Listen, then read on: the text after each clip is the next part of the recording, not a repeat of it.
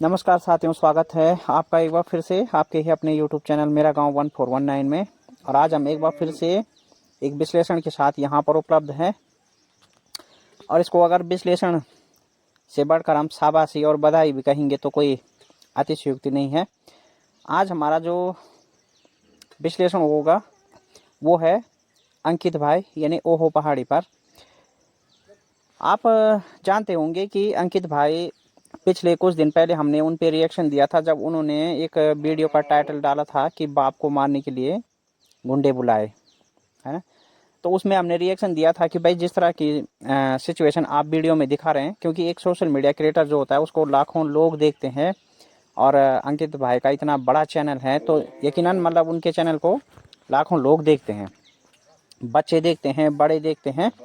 तो इन ब्लॉगरों के किसी भी चीज़ से पॉजिटिव और नेगेटिव इफेक्ट समाज में पड़ता है। तो अगर वो ब्लॉगर कोई भी कुछ ऐसी चीज़ें दिखाते हैं अपने ब्लॉग में जिससे कि समाज पे कोई किसी तरह की नेगेटिविटी का इफेक्ट हो सकता है, तो यकीनन हम इन चीज़ों का वो करते हैं, मतलब समर्थन नहीं करते हैं, विरोध करते हैं। क्योंकि ज़रूर असर पड़ेगा। अगर आपकी वीडियो को 10,000 लोग, 20,000 लोग या 50,000 लोग देखते हैं तो इफ़ेक्ट ज़रूर पड़ता है ना। तो उस समय हमने जो है इस पर एक रिएक्शन दिया था और हम सहमत नहीं थे तब अंकित भाई के इस प्रैंक से। हालांकि उन्होंने प्रैंक किया था, वो प्रैंक वीडियो उनका था, मगर हम सहमत नहीं हुए थे। मगर आजकल हम उनका कुछ दिन से ब्लॉग देख रहे थे तो हमने सोचा यार इतना अच्छा काम है तो अगर हम मतलब गलत बात पे या किसी भी तरह की नेगेटिविटी के खिलाफ हम अपना रिएक्शन दे सकते हैं, तो जाहिर सी बात है अगर कोई भी सोशल मीडिया क्रिएटर अच्छा काम भी कर रहा है तो हमें यकीनन उसका भी विश्लेषण करना चाहिए, उस पर भी प्रतिक्रिया देनी चाहिए। तो आज जब पिछले 4 दिन से अंकित भाई और उनके साथ में अनिल ध्यानी भाई करके कोई ब्लॉगर हैं और साथ में वो एक बिज्जू करके कोई लाए हैं अपने साथ खाना बनाने के लिए, तो आप में से बहुत लोग जानते होंगे इन दिनों वो उत्तराखंड के सुप्रसिद्ध देवी धाम दीवा धाम में आए हुए हैं। और सबसे पहले तो मैं उनका बहुत बहुत मोस्ट वेलकम करूंगा क्योंकि वो हमारे यहाँ पे जो दीवा धाम है, हमारे यहाँ का सुप्रसिद्ध जो दीवा धाम है वो यहाँ आए हुए हैं, हमारे ही क्षेत्र में है। तो सबसे पहले मैं अंकित भाई और उनकी टीम का यहाँ पे हार्दिक अभिनंदन करना चाहूँगा। और वहाँ पे वो क्यों आए हैं? वो आए हैं सफाई करने। अब जाहिर सी बात है कि एक ब्लॉगर इतनी दूर से आकर इतने बड़े धाम में आया है और वो सफाई कर रहा है अपनी टीम के साथ, तो ये बहुत सराहनीय बात है। और इसके लिए हम अंकित भाई को बहुत बहुत धन्यवाद देते हैं, बहुत बहुत बधाई देते हैं और बहुत बहुत प्रशंसा उनकी करते हैं यहाँ पर। यकीनन इस तरह की सफाई वो जब कर रहे हैं, अब भले ही उनका ये कंटेंट भी है, मगर सबसे बड़ी बात तो ये है कि चाहे उनका कंटेंट ही सही, पर इससे समाज में एक बहुत पॉजिटिविटी जा रही है। और सबक लेना चाहिए हर उस यात्री को जो दीवा धाम में आता है देवी के दर्शन करने। तो अंकित भाई और उनकी टीम से उन लोगों को भी सबक लेना चाहिए जो खुद वहाँ पर इतना सारा कूड़ा गिरा के जाते हैं, रास्ते में आते जाते। लेकिन उन्होंने आज 4 से 5 दिन उनको हो गए, तब से वो लगातार जो है मतलब उस रास्ते की सफाई कर रहे हैं और काफ़ी कुछ उन्होंने सफाई कर भी दी है। मगर चूँकि कूड़ा इतना ज़्यादा, क्योंकि सालों से वहाँ पे यात्री जाते हैं और हर कोई वहाँ पे कुछ ना कुछ गिरा के जाता है, चाहे वो डिस्पोजल हो, चाहे वो रेफर्स हो, किसी मतलब कुरकुरे के, गुटखे के, किसी भी चीज़ के। आप जानते ही हैं कि लोग आजकल कच्चे बच्चे हो, बड़े बूढ़े हो, विभिन्न तरह की चीज़ों का सेवन करते हैं, चाहे कुरकुरे हो, गुटखे हो या फिर किसी ऐसी चीज़ें हों। और यहाँ तक कि सबसे गंभीर बात एक है कि हम लोग मंदिर में दर्शन करने जाते हैं, मगर एक बात आप सोचिए कि बड़े अफसोस की बात है कि वहाँ पर बहुत सारे शराब की बोतलें और बियर की कैन मिली हैं उनको, उन्होंने दिखाया भी है। तो यार मतलब अंकित भाई तो खैर इतना अच्छा काम कर रहे हैं, उनकी टीम भी बहुत सराहनीय काम कर रहे हैं, मगर जो लोग वहाँ जाते हैं वो करते क्या है वहाँ? मतलब आप मंदिर में दर्शन करने जाते हैं या वहाँ पर शराब पी के एंजॉय करने जाते हैं, समझ में नहीं आता कि ये श्रद्धालुओं की श्रद्धा है या फिर मंदिर के बहाने एंजॉयमेंट का एक बहाना है। क्या है ये सोचने वाला विषय है। क्योंकि चलिए डिस्पोजल समझ में आती है, पानी की बोतलें भी समझ में आती है कि आप इतने बड़े मार्ग पे चल रहे हैं, बहुत चढ़ाई वाला रास्ता है, तो आप इतने बड़े मार्ग पे अगर चल रहे हैं तो यकीनन पानी की बोतल साथ में हो सकती है। पहले तो देखिए, जो समझदार नागरिक की पहचान ये है कि अगर आपके साथ में पानी की खाली बोतल प्लास्टिक की या फिर पॉलीथीन वगैरह की इस तरह की कोई भी चीज़ें हो तो आपको उनको जो है एक सुरक्षित स्थान पे फेंक देना चाहिए, या फिर वहीं रास्ते में कहीं पे भी इकट्ठा करके जला देना चाहिए। जैसे कि अंकित भाई वगैरह वो लोग कर रहे हैं, वो जितना संभव हो सके अगर वो सूख रहा है तो पेट्रोल भी उनको वो साथ में ला रखे हैं, तो जला भी रहे हैं वो। मगर क्योंकि बारिश का मौसम है और कूड़ा सूख नहीं रहा है, तो इसलिए वो उसको एक सामने मतलब पत्थरों के वो बना के और एक एक सामने इकट्ठा कर रहे हैं, ताकि अगर कोई सज्जन व्यक्ति वहाँ आए, क्योंकि सैकड़ों हजारों लोग वहाँ जाते हैं, तो यकीनन कोई ना कोई सज्जन कभी आएगा तो ज़रूर सोचेगा कि यार किसी ने इकट्ठा किया है और ये सूखा भी है, तो इसमें मतलब वो जला देगा उसको। तो यार मतलब पानी की बोतलें, डिस्पोजल, रेफरल्स, ये सब तो समझ में आता है, मगर आप वहाँ शराब की बोतलें, बियर की कैन लेके गए हैं, ये समझ से बाहर है। क्यों? क्योंकि हम मंदिर में भाई यकीनन हम दर्शन करने के लिए जाते हैं, तो मंदिर में श्रद्धापूर्वक जाना चाहिए किसी भी श्रद्धालु को ना कि शराब पी के या शराब की बोतलें साथ में लेके। अब आप सोचिए कि आप मंदिर में गए और शराब पी के गए, तो क्या आपकी श्रद्धा भगवान ने कभी स्वीकार की होगी?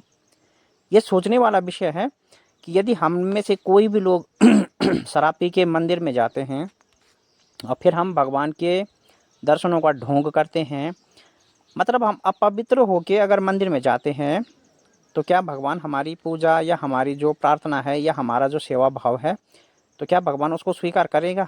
यकीनन बिल्कुल नहीं करेगा। क्यों? क्योंकि भाई हम वहाँ पे अपवित्र होके गए हैं। अब बहुत से कॉमन लोग अपवित्र और पवित्र कैसे मानते हैं? वो सोचते हैं कि भाई हम स्नान करके गए हैं, हाथ मुंह धो के गए हैं, तो यकीनन हम पवित्र होके गए हैं। उनको ये नहीं पता कि तन से ज़्यादा मन पवित्र होना चाहिए, है ना? तन से ज़्यादा मन पवित्र होना चाहिए।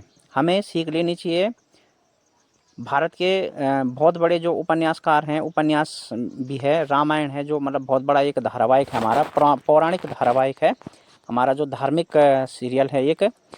तो जो सिंह ऋषि थे, तो मतलब उनको कहा जाता है, इतिहास में उनका ये बखान है कि वो पानी वगैरह शौच नहीं करते थे, क्योंकि उनको बहुत ज़्यादा परहेज होता था। मगर उन्होंने जो है राजा दशरथ के लिए संतान उत्पत्ति वाला यज्ञ किया था, तो तब उनकी संतान पैदा हुई थी। तो क्यों? क्योंकि उनका भले ही तन में कुछ मतलब खराबी हो सकती है या तन में कुछ अशुद्धियाँ हो सकती हैं, लेकिन उनका मन पूरी तरह से शुद्ध था, उनका मन पूरी तरह से साफ था, ईश्वर भक्ति में लीन था। तो ठीक उसी तरह जब हम देवी धाम में या किसी भी भगवान के धाम में जाते हैं, तो हमारा तन कैसा है ये ज़रूरी नहीं, हमारा मन हमेशा साफ, शुद्ध और स्वच्छ होना चाहिए।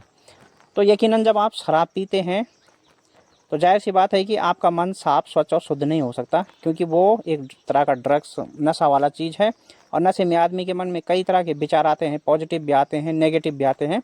और अमूमन ये देखा गया है कि जो व्यक्ति शराबी होते हैं या नशा जो सेवन करते हैं, ज़्यादातर उनके मन में नेगेटिव विचार ही आते हैं। तो अगर आपके मन में नेगेटिव विचार हो और आप भगवान के धाम में गए हों, तो आपकी पूजा, आपका सेवा भाव और आपका कोई भी चीज़ असफल है, तो इसमें आप अपनी आत्मा को केवल झूठी तसल्ली देते हैं कि भाई हमने भगवान के दर्शन कर लिए, भगवान की पूजा कर ली, भगवान को प्रणाम कर लिया। तो ये सिर्फ मन को तसल्ली देने वाली बात है, क्योंकि सच्ची बात तो ये है कि आप अशुद्ध चीज़ों का सेवन करके मंदिर में गए हैं।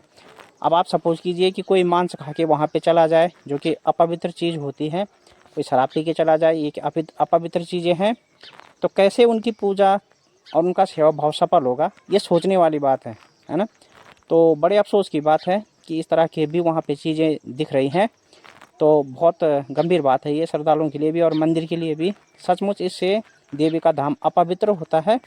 मगर हम यहाँ पे बहुत बहुत बधाई और धन्यवाद करेंगे हमारे अंकित भाई और उनकी टीम का, कि यहाँ पे उन्होंने इन रास्तों की सफाई की, हर संभव सफाई की, अपना कैंप लगाया है। यहाँ तक कि उनके बिस्तरे वगैरह सब गीले हो जा रहे हैं भाई, उनमें पूरा एक नमी आ जा रही है, बरसात का सीज़न है। तो इस तरह की परिस्थितियों में वो भले ही वो कंटेंट के लिए भी काम कर रहे हैं, मगर उनके पीछे उनका सेवा भाव है, उनका सफाई का एक अपना मकसद है।